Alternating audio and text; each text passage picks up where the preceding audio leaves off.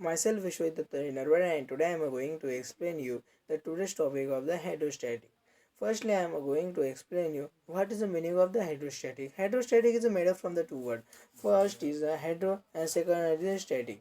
Hydro means the water and static means the don't move or that position is a fixed or that position is a doesn't have a change. So we can say that hydrostatic is the branch of physics which deal with the study of the motionless water.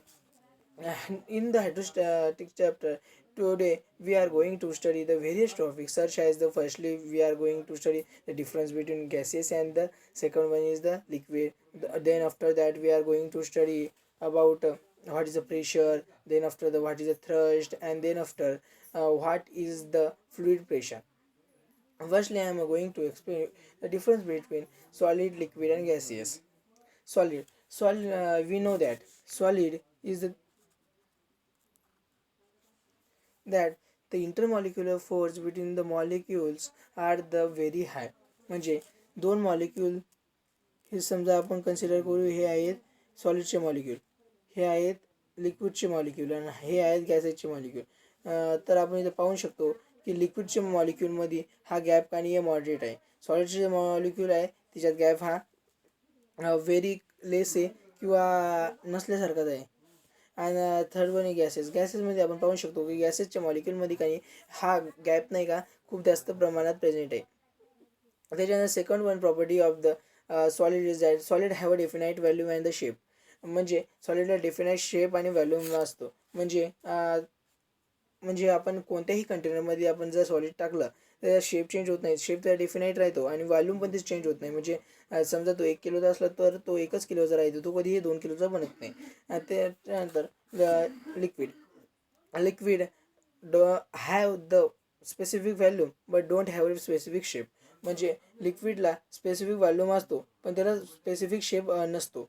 म्हणजे जर आपण एखादं container घेतलं आणि त्या कंटेनरमध्ये जर आपण काही एखादं लिक्विड टाकलं, सपोज आपण कन्सिडर करू इथं की वॉटर टाकलं, तर त्याचा काही शेप चेंज होऊन जाईल. पण त्याच्या व्हॅल्यूममध्ये कधीच चेंज होणार नाही. म्हणजे तो 1 लिटरचा असले तर 1च लिटरचं राहील. आणि third one is the gaseous. The gases doesn't have the definite shape and value. म्हणजे गॅसला डेफिनाईट शेपही नसतो आणि त्याला व्हॅल्यूमही डेफिनाईट नसतो. Then third one property of the solid, liquid and gas is the solid have very low kinetic energy between the molecules. म्हणजे सॉलिडला खूप कमी प्रमाणात आणि कायनेटिक एनर्जी असते. म्हणजे हा molecule I already told that हे दोन हे मॉलिक्यूल खूप लेस स्पेसमध्ये प्रेझेंट असतात. म्हणजे याच्यात काही इंटरमॉलिक्युलर स्पेस नाही का, तर खूप लेस प्रमाणात आणि प्रेझेंट असते. त्याच्यामुळे हे इझिली मूव्ह करू शकत नाही. तर after that the liquid have the moderate kinetic energy.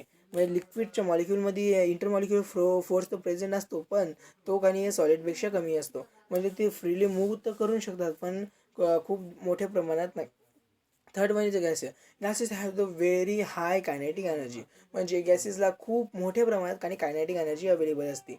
म्हणजे गॅसेसचा मॉलिक्युलर मी आधीच सांगितलं इंटरमॉलिक्युलर फोर्स गॅसेसमध्ये कमी असतो. म्हणजे एखादा मॉलिक्यूल इथं असू शकतो, इथं इथं इथं, म्हणजे हा इथून इथपर्यंत फ्रीली मूव्ह करू शकतो, इथून इथपर्यंत करू शकतो. म्हणजे तो कोणत्याही डायरेक्शनमध्ये कुठेही मूव्ह करू शकतो, कारण की इथं त्यांच्या मॉलिक्यूलमध्ये काही या गॅप खूप मोठ्या प्रमाणात प्रेझेंट आहे. Then after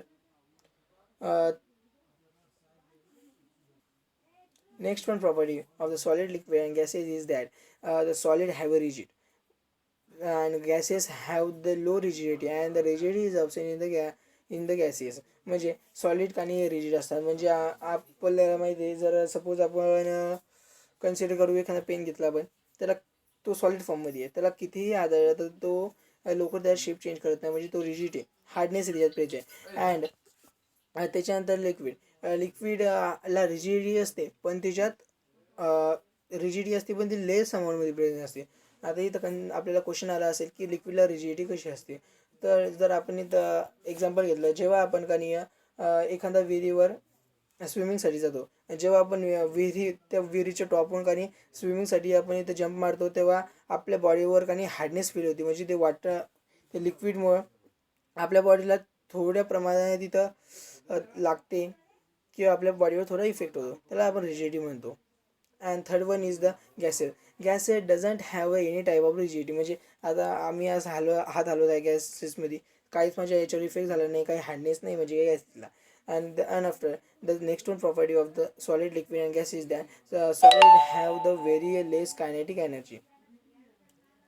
I already told you that. Then after that, the next one property of the solid, liquid and gases is that in the solid, the solid have the high density, gas have the less density than the solid, and means very less density than solid, and liquid have the less density than the solid but is more than the gases. म्हणजे लिक्विडला ही density खूप जास्त असते. म्हणजे आपण एखादा cube घेतला metallic आणि त्याला आपण एखाद्या समुद्रामध्ये टाकून दिलं, जर त्या सरफेस एरिया कमी असेल तो इझिली काही स्टिक होऊन जाईल, म्हणजे बुडून जाईल, म्हणजे त्याची डेन्सिटी असते. आणि याच्यात आपण जर गॅसेसला घेतलं तर गॅसेस काही कोणत्याही वॉटरमध्ये, आता इथे एक्झाम्पल घेतलं, एक बलून घेतलं समजा, त्या बलूनला आपण वॉटरमध्ये टाकलं, तो इझिली वॉटरमध्ये पण जाणार नाही, कारण त्यात गॅसेस प्रेझेंट. म्हणजे गॅसेसची डेन्सिटी आपण याच्यावर कन्सिडर करू शकतो की डेन्सिटी त्या गॅसेसची कमी आहे. त्याच्यानंतर लिक्विडला ही डेन्सिटी काही कमी असते, पण ती काही सॉलिडपेक्षा कमी असते, पण गॅसेसपेक्षा जास्त असते.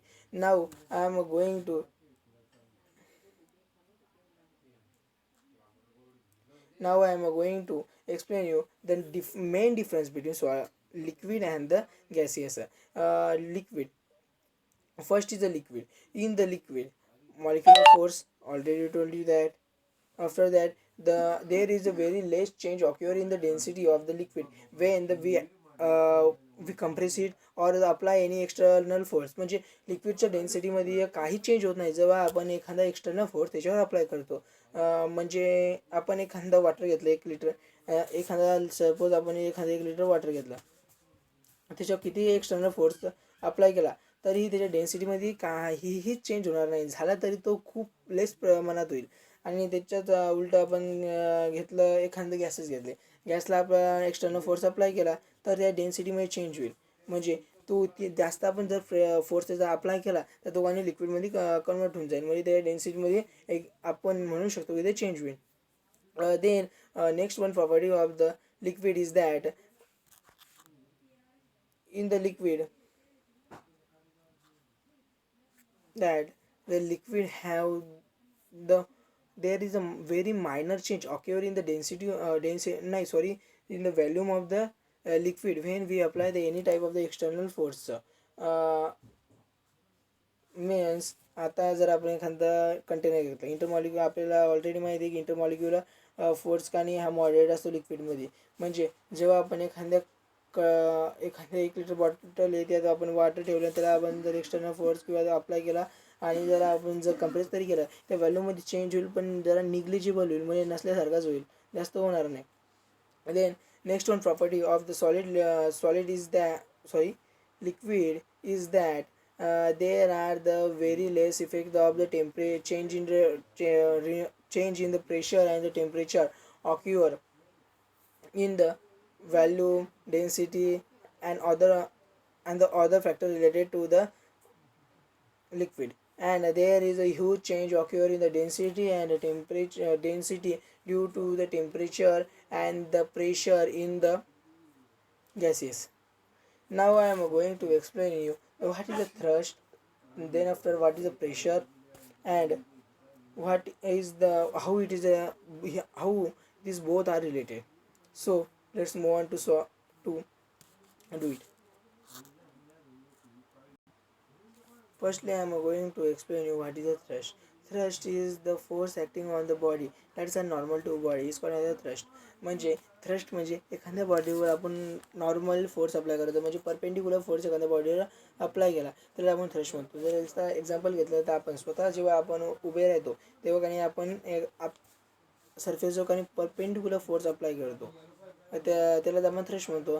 Then after I am going to explain you what is the pressure. Pressure, the force applied on the body in unit area is called as the pressure. म्हणजे याचं म्हणजे एखाद्या युनिट एरियावर जेव्हा आपण फोर्स अप्लाय करतो त्याला आपण प्रेशर म्हणतो. म्हणजे एखादी आपण खिळा घेतो, खिळा नेल, जेव्हा आपण त्याला काही एखाद्या हॅमरनं काही ठोकतो, एखाद्या हॅमरनं जेव्हा त्याला ठोकतो ते एका युनिट एरियावरती काही प्रेशर अप्लाय करते, त्या एक युनिट एरियावर फोर्स अप्लाय करते, त्या फोर्सलाच आपण काही प्रेशर असं डिफाईन करतो. There are the various type of the pressure that are atmospheric pressure, the pressure by the liquid, and also the pressure by our atmosphere, and also the pressure by the various thing. Here we taking the example of the hammer, that's the hammer apply the pressure on the nail. they both are related. म्हणजे हे दोन्ही काही related असतात. म्हणजे pressure आणि thrust related आहे. म्हणजे आपण थ्रस्ट